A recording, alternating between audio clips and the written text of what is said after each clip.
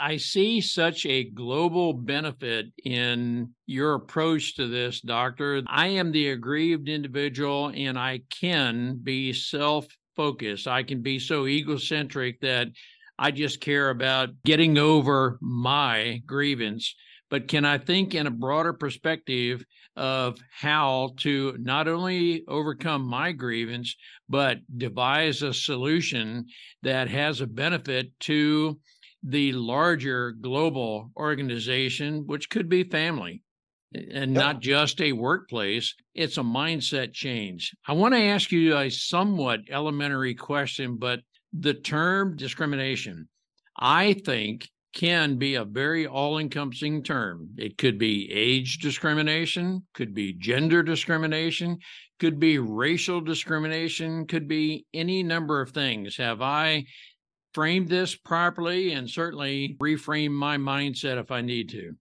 You are just right on target. Some individuals said to me, why didn't you just simply say systemic racism? And I said, no, racism is actually based in discrimination.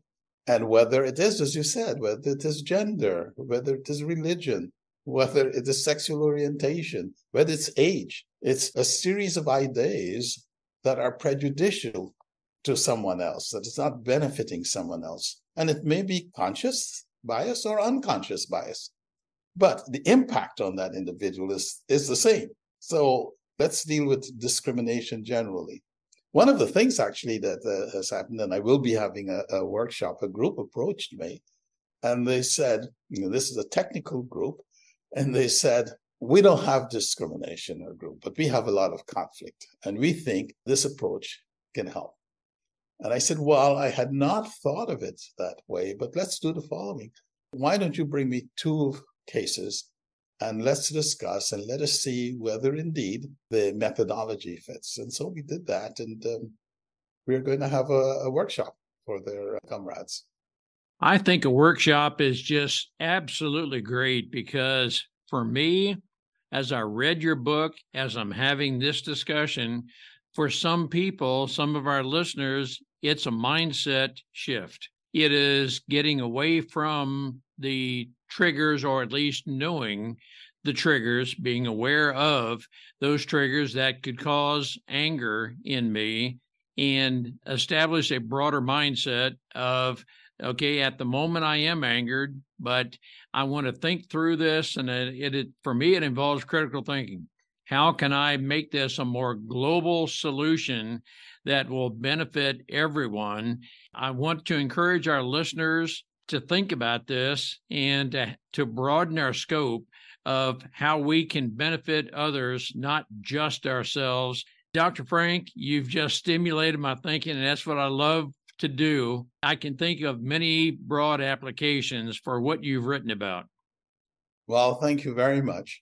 And an important part of it also, why the walking in someone else's shoes, is the actual activity, if you like, of looking at the case from different aspects and walking through it and working to try to find a better problem to solve. One of the Confucian philosophers said something to the effect, you tell me something, I will forget it. You teach me something, I will probably remember it. But if you involve me, I will learn it.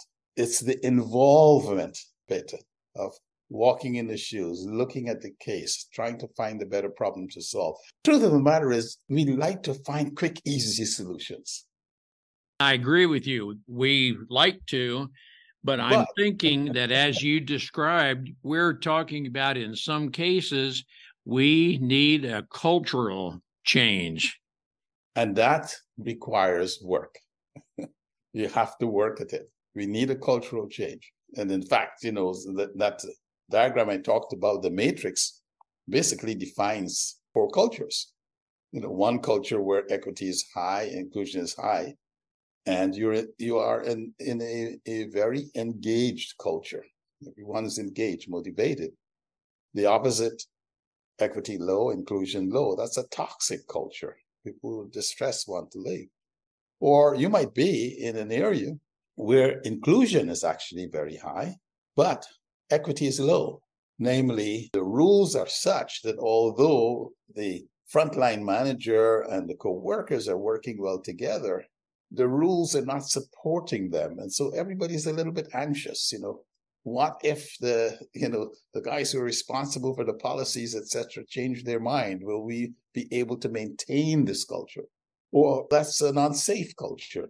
There's another unsafe culture where equity is high, but inclusion is low. Namely, those who set the policies, they're trying to do their best, but they have a frontline manager who is moving in a different direction and is not encouraging the behaviors that value people and get people to feel they belong and they can contribute, etc. Those individuals are hopeful because they hope the leaders would recognize that and either train that frontline manager to be better at inclusion or find a better frontline manager to get to the inclusion behaviors which they would like. So it is about culture. You're just absolutely correct. And so we refer to it as a equity inclusion culture matrix.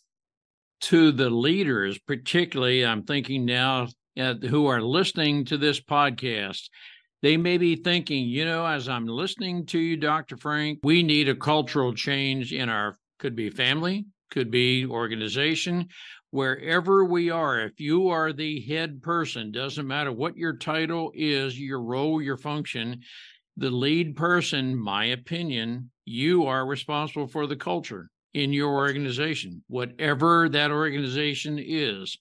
And don't think of yourself any less a family culture or a business culture, but you're the head of that. Doctor, I'm thinking at your workshop, maybe for the person who says we need a cultural change, but I'm not exactly sure where to get started. How do I identify the fundamental aspects?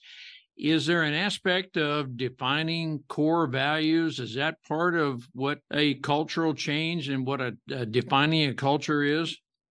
Yes, the interesting thing is that many organizations have the mission statement, have the guidelines, rules, and philosophies. And the unfortunate thing is often no one is paying attention to it. So often you don't have to go very far. You just simply have to look at, okay, what is the mission of the organization?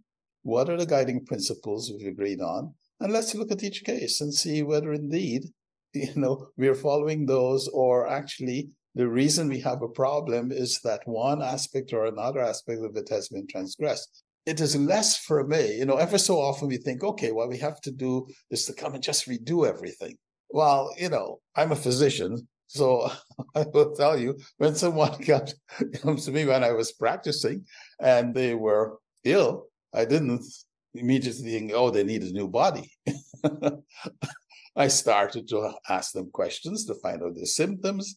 Then I examined them physically to see where the problems were. And then once we put those two together, we addressed that problem. And guess what? When that problem was addressed, their body was whole again. So we didn't say you need a new body to fix that small problem, even though it was very troublesome. No, you're right on. And I want to take our listeners back to one of your opening statements in reframing the problem.